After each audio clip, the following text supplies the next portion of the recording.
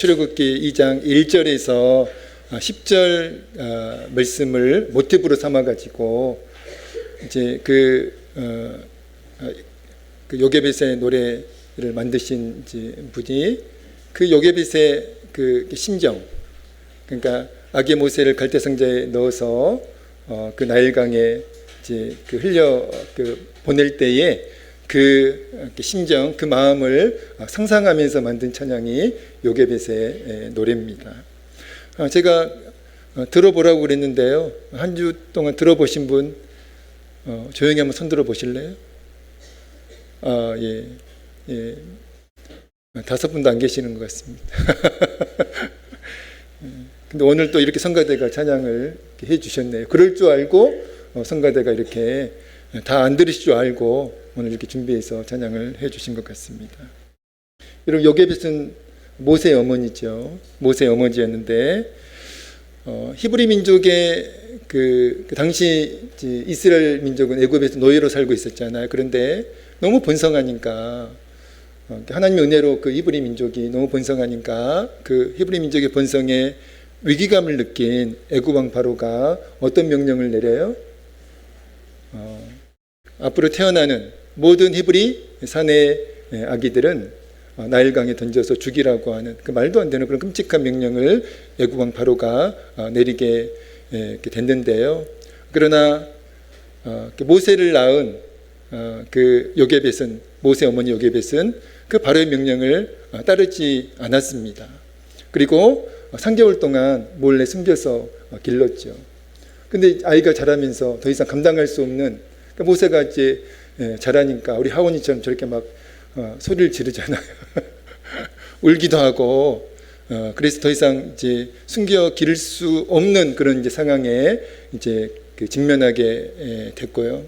그래서 그 요게벳이 그 상황에서 고민 끝에 내린 결정이 어떤 결정이에요?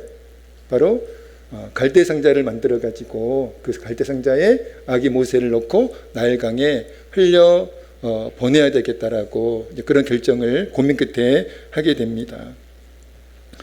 여러분, 요게벳이 갈대 상자에 모세를 넣어서 갈대 상자를 그 아기, 그 사랑하는 그 모세를 갈대 상자에 놓고 그 갈대 상자를 나일강에 흘려보낸 그 행동은 여러분 어떤 의미의 행동이었을까요? 모세의 운명을 하나님 손에 맡긴 행동이었습니다. 믿음으로 모세의 운명을 요게벳이 하나님의 손에 맡긴 거예요. 왜 아멘을 안 하시죠? 진짜로 요게벳이 그 아기 모세를 갈대상자에 넣어서 나일강에, 악어가 우글거리는 그 나일강, 그리고 누구라도 그 갈대상자를 그러니까 그 누구도 그 갈대상자를 구해 줄 수가 없습니다.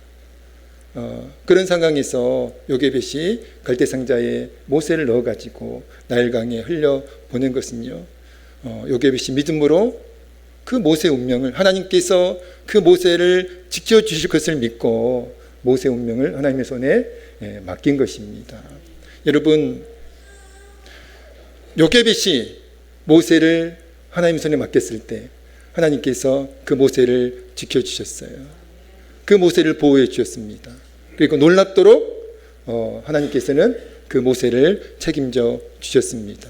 위대한 이스라엘 민족의 지도자로 모세는 쓰임을 받았잖아요. 사는 성도 여러분, 하나님을 믿으시고, 전능하신 하나님을 믿으시고, 하나님의 신실하심을 믿으시고, 그 위대하신 하나님을 믿으시고, 하나님께 믿음으로 여러분의 삶도 맡기시고, 여러분의 가정의 운명도 맡기시고, 사랑하는 여러분들의 자녀도 맡기시는, 그래서 하나님의 일하심과 하나님의 역사하심을 반드시 체험하는, 하나님은 살아계시구나, 하나님은 전능하시구나, 하나님은 위대하시구나, 그런 믿음의 고백이 여러분들에게 있어지기를 주의 이름으로 축복합니다. 오늘 말씀 제목은 이런 제목의 말씀인데 같이 한번 읽어보겠습니다. 같이 읽습니다. 시작. 한 번 더 읽겠습니다. 시작. 누구든지 예수님을 믿으면 제사함을 받습니다. 아멘.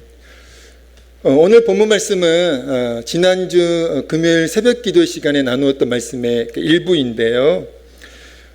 그때 나누었던 그 말씀은 베드로가 예수님의 수제자였던 그 베드로가 하나님의 이제 성령을 받고 이제 정말 신실한 믿음의 사람이 되어가지고 이제 그 베드로가 하나님의 섭리 가운데 이방인인 고넬료의 집을 방문해가지고 전한 말씀이었어요. 고넬료라고 하는 사람은 당시 그 이방인이었습니다. 또 구체적으로 로마 군대의 장교 지휘관이었어요. 그런데 그는 유대인이 아니고 이방인이었음에도 불구하고 하나님을 정말 신실하게 경외했던 사람이라고 그렇게 성경은 말씀하고 있는데요. 그런데 문제가 있어요. 고넬료가 이방인이었음에도 불구하고 하나님을 정말 전심으로 경외했는데요. 문제가 무엇이었습니까? 아직 그에게는 예수님을 믿는 믿음이 없었다는 것이죠. 그래서 하나님이 베드로를 그 고넬료의 하나님을 경외했던 그 고넬료의 집에 베드로를 보내가지고 고넬료에게 복음을 전하도록, 예수 그리스도를 전하도록 섭리하신 것입니다. 그래서 베드로가 고넬료의 집을 하나님의 섭리 가운데 방문해가지고 복음을 전했는데요. 특별히 오늘 본문 말씀이 그 복음의 핵심이 되는 말씀입니다. 우리 다시 한번 읽어보겠습니다. 우리 사도행전 10장 43절 같이 한번 읽습니다. 읽겠습니다. 시작. 이 예수를 두고 모든 이 말씀은요, 그 개역 개정이 아니고 세번역 그 버전의 말씀입니다. 그래서 좀 쉽게 번역이 된 말씀이어가지고 이 말씀으로 제가 준비했는데 같이 읽겠습니다. 시작. 이 예수를 두고 모든 애언자가 증언하기를 그를 믿는 사람은 누구든지 그의 이름으로 제사함을 받는다고 하였습니다. 아멘. 이 예수를 두고 모든 애언자가 증언하기를, 모든 애언자가 증언했다는 것은 성경이 증언했다는 거예요. 모든 애언자가 증언하기를 그를 믿는 사람은, 예수님을 믿는 사람은 누구든지 애 없이 누구든지 그의 이름을 힘입어, 예수 그리스도의 그 이름을 힘입어 구원자 되시는 그 예수 그리스도의 이름을 힘입어 제사함을 받는다, 이렇게 말씀하고 있습니다. 사랑하는 성도 여러분, 베드로가 이방인인 그 고넬료의 집을 방문해가지고 전한 복음의 핵심이 무엇이에요? 두 가지입니다. 첫 번째는 이거예요. 하나님이 성경을 통해 약속하신 구원자가 바로 예수님이시다. 이게 첫 번째 복음의 핵심 메시지였고요. 두 번째 핵심 메시지는 무엇입니까? 그 예수님을 구원자로 믿는 사람은 누구든지 애 없이 제사함을 받고 구원을 받는다. 이게 베드로가 고넬료의 집을 방문해가지고 전한 복음의 핵심 두 가지 메시지였습니다. 여러분, 베드로가 예수님을 구원자로 믿는 사람은 누구든지 그 이름을 힘입어 제사함을 받게 된다고 그렇게 말씀했는데요. 예수님을 구원자로 믿는 사람은 제사함을 받게 된다는 이 말씀에 전제가 있어요. 전제가 있습니다. 예수님을 믿으면 누구든지 그 이름을 힘입어 제사함을 받는다. 베드로가 전한 복음의 핵심 메시지예요. 그런데 그 말씀의 전제가 무엇입니까? 모든 인간은, 저와 여러분을 포함한 이 세상에 태어난 모든 인간은, 이 세상에 존재하는 모든 인간은 제사함, 다시 말하면 구원이 필요한 죄인이다라는 거예요. 예가 없습니다. 저도 구원이 필요한 죄인이고요. 여러분도 구원이 필요한 죄인이에요. 그 누구라도 아무리 사람들이 당신은 성인입니다, 당신은 의인입니다, 그렇게 칭송을 해도요, 예가 없어요.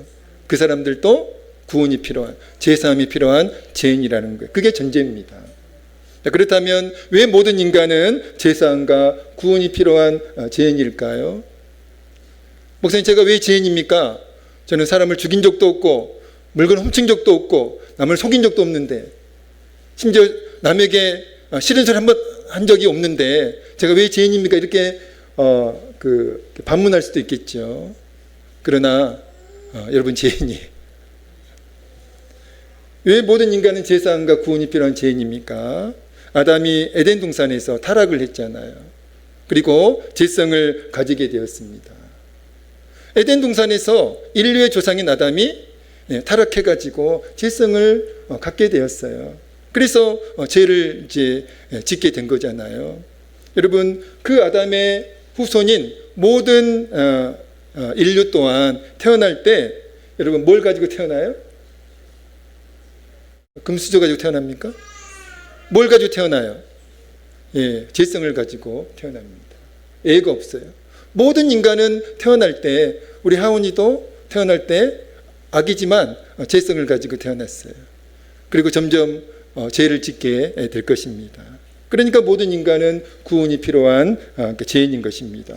그래서 사도 바울은 로마서 3장 9절에서 모든 인간은, 이 세상에 태어난 모든 인간, 이 세상에 존재하는 모든 인간은 어떤 존재임을 말씀했습니까? 같이 읽어보겠습니다. 로마서 3장 9절입니다. 읽겠습니다. 시작. 그러면 어떠하냐? 우리는 나으냐? 결코 아니라. 유대인이나 헬라인이나 다 죄 아래 있다고 우리가 이미 선언하였느니라. 아멘. 유대인이나 헬라인이나 다 죄 아래 있다. 무슨 뜻입니까? 무슨 의미죠? 여러분, 모든 인간은 죄인이라는 거예요. 그 누구도 예외 없이 이 세상에 태어난 모든 인간은, 이 세상에 존재하는 모든 인간은 죄인이라는 겁니다. 구원이 필요한, 제사함이 필요한, 하나님의 용서가 필요한 죄인이라는 거예요. 여러분, 이 세상에 태어난 모든 인간이, 이 세상에 존재하는 모든 인간이 죄인이라면, 여러분, 그렇다면 죄인의 운명, 죄인의 결말이 무엇일까요? 무엇입니까? 여러분, 죄인의 운명, 죄인의 결말을 알아야 되잖아요. 히브리서 9장 27절은 이렇게 말씀합니다. 같이 읽겠습니다. 히브리서, 여러분, 죄인의 운명, 죄인의 결말에 대한 말씀이에요. 같이 읽겠습니다. 히브리서 9장 27절입니다. 읽겠습니다. 시작. 사람에게 정해진 것이요, 그 후에는 심판이 있으리니. 아멘. 우리는 다 죽잖아요. 여러분, 이 세상에 죽지 않는 인생은 없습니다. 아무리 영원토록 살려고 발버둥을 쳐도 여러분 죽게 되어 있어요. 그게 인간의 운명입니다. 중국의 진시황이 안 죽으려고 그렇게 노력을 했잖아요. 그래서 세계 곳곳에 죽지 않는 불로초를 구하려고 이제 세계 곳곳에 사람을 보냈는데요. 우리나라에도 진시황이 보낸 사람들이 왔었잖아요. 제주도에 왔었습니다. 그 흔적이 지금도 남아 있는데요. 그런데 구했나요? 못 구했나요? 예? 못 구했죠. 없으니까. 그 진시황은 길에서 객사했습니다. 죽지 않으려고 그렇게 발버둥을 쳤지만 결국은 죽었죠. 그게 인간의 운명입니다. 한 번 죽는 것은 사람에게 정해진 것이요, 그 후에는 심판이 있으리니. 여러분, 인간의 죽음도 죄의 대가잖아요. 그래서 로마서 6장 23절에 이렇게 말씀합니다. 죄의 삭은 사망이에요. 그러니까 인간의 죽음이 죄의 대가라는 거예요. 우리가 죽는 것, 죄의 대가로 죽는다는 거예요. 그러니까 사고로 죽기도 하고 병에 걸려 죽기도 하고, 그러나 그 죽음은 결국 죄의 대가라는 겁니다. 죄의 삭은 사망이니까요. 그런데 여러분, 죽음 이후에, 인간의 죽음도 죄의 대가지만, 그러나 인간의 죽음 이후에 더 엄청난 죄의 대가가 기다리고 있다는 거예요. 그 대가는 바로 하나님의 심판입니다. 하나님의 심판이에요. 엄청난 죄의 대가가 기다리고 있어요. 인간의 죽음 이후에 하나님의 심판, 그리고 영원한 지옥의 형벌이, 하나님의 심판으로 인한 지옥에서의 영원한 형벌이 여러분 죽음 이후에 죄의 대가로 기다리고 있다는 것입니다. 그러니까 여러분, 죄인의 운명, 죄인의 결말은 하나님의 심판으로 인한 지옥에서의 영원한 형벌이라는 거예요. 예수님이 마가복음 9장 43절 47절에서 이런 말씀을 하셨어요. 같이 한번 읽어보겠습니다. 마가복음 9장 43절 47절입니다. 같이 읽겠습니다. 천천히 또박또박 읽겠습니다. 시작. 만일 내 손이 너를 범죄하게 하거든 찍어버리라. 장애인으로 영생에 들어가는 것이 두 손을 가지고 지옥고 꺼지지 않는 불에 들어가는 것보다 나으니라. 읽겠습니다. 시작. 만일 내 발이 너를 범죄하거든 찍어버리라. 다리 저는 자로 영생에 들어가는 것이 두 발을 가지고 지옥에 던져지는 것보다 나으니라. 그 다음 말씀이요. 시작. 만일 내 눈이 너를 범죄하게 하거든 빼버리라. 한 눈으로 하나님의 나라에 들어가는 것이 두 눈을 가지고 지옥에 던져지는 것보다 나으니라. 아멘. 여러분, 예수님이 마가복음 9장 43절 47절에서 이렇게 말씀하세요. 너희의 손과 너희의 발과 너희의 눈이 죄를 짓게 하면 죄를 짓게 한 너희의 손과 발과 눈을 제거해 버리라. 이런 말씀을 예수님이 하셨어요. 믿음으로 받을 수 있나요? 너희의 손과 너희의 발과 너희의 눈이 죄를 짓게 하면 죄를 짓게 한 너희의 손과 발과 눈을 제거하라. 예수님의 말씀이에요. 예수님의 말씀은 진리의 말씀이니까 우리가 그 말씀에 순종해야 되잖아요. 왜 그런 눈으로 쳐다보시나요? 제가 그래가지고요, 고등학교 때 제가 이 말씀을 읽으면서 정말 고민 많이 했습니다. 왜냐하면 우리는 죄성을 가지고 있는 죄인이니까 제가 그때 이제 은혜 받고 막 진짜 완전히 그 변화된 삶을 살고 있었거든요. 남들은 그 수학책 공부할 때 저는 성경책 보고 있었어요. 친구들은 영어 공부할 때 저는 성경책 보고 있었다니까요. 그래서 제가 공부를 못했잖아요. 하나님이 책임을 주셨어야 되는데, 아니 남들 공부할 때, 친구들 공부할 때 저는 믿음으로 성경을 읽었는데 왜 하나님은 저를 축복 안 하셔가지고 성격이 바닥이게 만드셨을까요? 아무튼 근데 제가 이 말씀을 읽을 때 얼마나 고민을 많이 했는지 모릅니다. 정말로 손을 제거해야 되나? 발을 제거해야 되나? 눈을 빼야 되나? 왜냐하면 그 죄를 짓고 있었으니까요. 그런 이제 이 말씀을 읽으면서 정말 고민을 많이 했던 그런 기억이 있습니다. 그러나 여러분, 예수님이 우리의 신체가 죄를 범했을 때 신체를 제거해 가지고 죄값을 치르라는 뜻으로 하신 말씀이 아니라 지옥에 대한 강력한 경고의 의미로 하신 말씀이 우리가 읽었던 말씀입니다. 예수님은 그리고 마가복음 9장 48절 49절에서도요, 지옥의 실존을, 지옥이 분명히 있음을 말씀해 주셨고요. 그리고 지옥의 실체에 대해서도 말씀해 주셨는데 같이 읽어보겠습니다. 마가복음 9장 48절 49절입니다. 읽겠습니다. 시작. 거기에서는 구더기도 죽지 않고 불도 꺼지지 아니하느니라. 사람마다 불로써 소금 치듯함을 받으리라. 아멘. 여러분, 지옥은요 어떤 곳이에요? 여러분, 지옥은요 영원한 고통의 장소가 지옥입니다. 영원한 고통의 장소예요. 여러분, 지옥은 실존하는 곳입니다. 사람들이 그 상상해서 만든 그 장소가 아니에요. 예수님의 말씀처럼 지옥은 실존하는 곳이에요.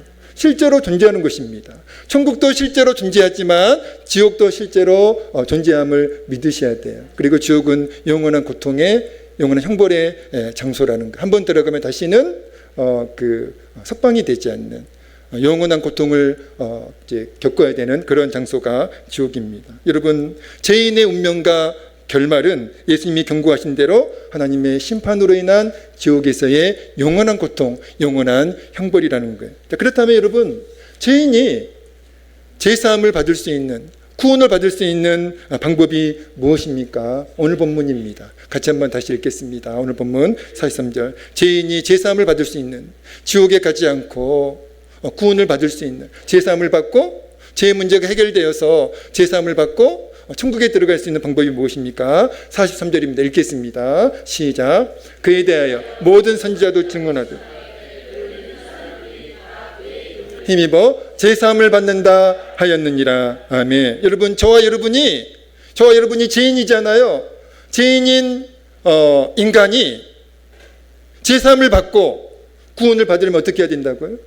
구원을 받을 수 있는 그 방법, 제사함을 받을 수 있는 방법, 그래서 지옥에 가지 않고 천국에 갈 수 있는 그 방법이 무엇입니까? 구원자 되시는 예수님을 믿으면, 하나님이 약속하신 구원자 되시는 예수님을 믿으면 구원자로 구세주로 믿으면 그 이름을 힘입어 제사함을 받는다, 구원을 받는다, 그렇게 말씀하고 있습니다. 사랑하는 성도 여러분, 죄의 문제는요, 죄인이 절대로 해결할 수가 없습니다. 죄의 문제는 죄인인 인간이 절대로 해결할 수가 없어요.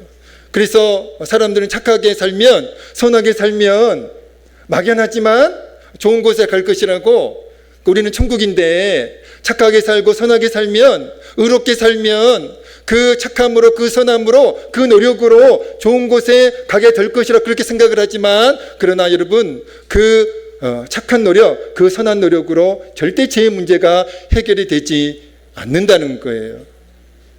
만약 인간의 노력을 통해서 죄의 문제가 해결될 수 있었다면 왜 예수님이 세상에 오셨겠어요? 인간의 착함으로, 인간의 선함으로, 인간의 의로움으로 구원받고 천국에 갈 수 있다면, 그 죄의 문제가 해결될 수 있다면 왜 하나님의 아들이신 예수님이 이 세상에 오셔가지고 십자가에 달려 죽으셨겠냐고요. 그게 아니니까 예수님이, 하나님의 아들이신 예수님이 세상에 오셨고 온갖 수모 다 당하시고 십자가에 달려 죽으신 거잖아요. 유대인들은 과거에도 그렇고 지금도 그렇고 율법을 지킴으로 제사함을 받을 수 있다고 믿습니다. 지금도 그렇게 믿고 있어요. 율법을 지키면, 지킬 수 없는데 율법을 지킴으로 제사함을 받을 수 있다고, 구원을 받을 수 있다고, 그렇게 지금도, 과거에도 믿었고 지금도 그렇게 믿고 있습니다. 그러나 여러분, 율법은요 절대 죄의 문제를 해결할 수 없고요, 단지 인간이 죄인임을 자각시키는 수단에 불과하다는 것이죠. 율법을 통해서 내가 그 죄인이구나, 내가 제사함이 필요한 죄인이구나, 구원이 필요한 죄인이구나, 그 사실을 자각시키는 수단이 율법이지, 율법이 절대로 인간을 구원할 수 있는 능력이 되지 못한다는 거예요. 여러분, 이단 안식교 있잖아요. 이단 안식교 아시죠? 여러분, 이단인 안식교도 자기들은 기독교로 가지만 그 안식교는 율법을 지켜야 구원을 받는다고 그렇게 주장해요. 믿음만으로는, 예수님을 믿는 믿음만으로는 충분하지 않고 율법도 지켜야 구원을 받는다, 이렇게 주장하고 있습니다. 그러니까 안식교가 이단인 거예요. 여러분, 그 안식교에서 뭘 만드는 줄 아세요? 삼육두유 만들어요. 제가 너무나 옛날 좋아했던 삼육두유, 엄청 맛있거든요. 근데 이 안식교가 이단이니까 그 사실을 안 뒤로부터는 제가 그 삼육두유를 못 먹잖아요. 너무 맛있는데 너무 안타깝습니다. 대신에 지금 연세우유 먹고 있습니다. 연세두유군요, 우유가 아니라. 누가 선물로 줘가지고. 여러분, 죄의 문제는요 오직 하나님의 아들이신 예수님만이 해결하실 수 있으셨기 때문에 예수님이 세상에, 하나님의 아들이신 예수님이 세상에 오신 것이고요, 예수님이 십자가에서 인류의 죄를 다 대속하시고 죽으심으로 죄의 문제가 완전히 해결이 되었다는 것이죠. 예수님이 십자가에 달려 돌아가실 때 마지막으로 하신 말씀이 있습니다. 예수님이 십자가에 달려 이제 돌아가시기 직전에, 운명하시기 직전에 하신 말씀이 있어요. 이게 요한복음 19장 30절입니다. 읽겠습니다. 요한복음 19장 30절입니다. 읽겠습니다. 시작. 예수께서 신 포도주를 받으신 후에 이르시되 다 이루었다 하시고 머리를 숙이니 영원히 떠나가시니라. 예수님이 십자가에 달려 돌아가시기 직전에, 운명하시기 직전에 하신 말씀이 어떤 말씀이에요? 다 이루었다. 다 이루었다. 이 말씀이 이제 언어인 헬라어로 그 테텔레스타이예요. 여러분 꼭 기억하시면 좋겠습니다. 테텔레스타이. 뜻은 값을 다 지불했다, 값을 다 치렀다, 그런 이제 그 의미, 그런 뜻을 가지고 있는 단어예요. 여러분, 예수님이 운명 직전에 하신 다 이루었다, 테텔레스타이, 이 말씀의 의미가 무엇일까요? 예수님이 저와 여러분의 모든 죄값을, 인류의 모든 죄값을 완전히 치르셨다라고 하는 그 의미의 말씀이 다 이루었다, 테텔레스타이, 그 말씀의 의미예요.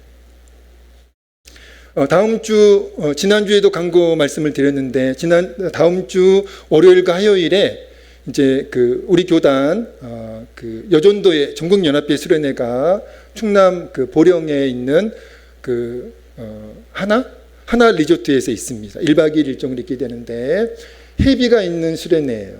그래서 저는 이제 우리 교회 성도님들이 좀 넓은 세계를 경험했으면 좋겠다라고 하는 그런 이제 소망을 가지고 해비가 있는 수련회인데 해비를 좀 지원해 드려야 되겠다 그런 이제 생각이 들어가지고 이제 교회에서 해비를 이제 대신 이제 내드리기로 했습니다.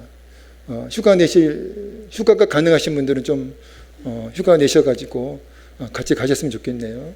제가 응원하기 위해서 제가 함께 동행을 합니다. 싫으세요? 저는 가지 말까요? 목사님 평소에도 꼴 보기 싫은데 꼭 그런 자리까지 같이 가야 되겠습니까? 그런 생각이 있는 분들은 회개하시기 바랍니다. 여러분, 교회에서 회비를 내드린다니까요. 걱정하지 마세요. 수련회 참석하신 분들은 교회에서 회비를 다 계산하는 줄로 믿고 수련회를 누리시면 됩니다. 교회가 안 내주면 어떡하나. 여러분 전전긍긍하실 필요 없어요. 여러분 교회를 믿으시기 바랍니다. 저를 믿으시기 바랍니다. 여러분 이게 테텔레스타이예요. 여러분 예수님이, 하나님의 아들이신 예수님이 십자가에서 우리의 모든 죄악을, 우리의 모든 죄값을 다 치르셨다니까요. 다 계산했다니까요. 우리가 치를 죄값은 없습니다. 우리가 치를 수도 없지만, 죄값을 우리가 치를 수도 없지만 우리가 치를 죄값은 없어요. 예수님이 다 치르셨으니까 우리는 그 사실을 믿으면 되는 것입니다. 그 사실을 믿고 그리고 예수님 안에 온전히 거하면 되는 것입니다. 여러분 죄의 문제는요, 죄인 스스로 해결할 수가 없기 때문에 하나님의 아들 예수님이 세상에 오신 것이고 그걸 십자가에서 인류의 모든 죄값을, 저와 여러분의 모든 죄값을 다 치르시고 죄의 문제를 완전히 해결해 주신 줄로 믿습니다. 그래서 누구든지 이 사실을 믿으면, 누구든지 예수님을 믿으면 그 이름을 힘입어 제사함을 받는다고, 구원을 받는다고, 그리고 하나님의 자녀가 된다고 그렇게 말씀하고 있는데 이게 복음의 핵심입니다. 사랑하는 성도 여러분, 누구든지 예수님을 믿으면 그 이름을 힘입어 제사함을 받고 하나님의 자녀가 된다는 이 놀라운 복음의 능력을 믿고 확신하는 이 놀라운 구원의 은혜를 하나님께서 저와 여러분에게 베풀어 주신, 누구든지 예수님을 믿으면 그 이름의 능력을 힘입어 제사함을 받게 된다라고 하는 이 놀라운 구원의 은혜를 믿고 확신하는 여러분 되시기를 주의 이름으로 축복합니다. 기도하겠습니다. 하나님 아버지 감사합니다. 참으로 놀라운 구원의 은혜를 저희에게 허락해 주셔서 감사합니다. 누구든지 예수님을 믿으면 그 이름을 힘입어 제사함을 받고 하나님의 자녀가 된다는 이 놀라운 복음의 능력을 믿고 확신하는 우리 모두가 되어줄 수 있도록 은혜를 베풀어 주시옵소서. 그리고 예수 그리스도를 담대히 전하는 우리가 되어줄 수 있도록 하나님 역사하여 주옵소서. 예수님의 이름으로 간절히 기도하옵나이다. 아멘.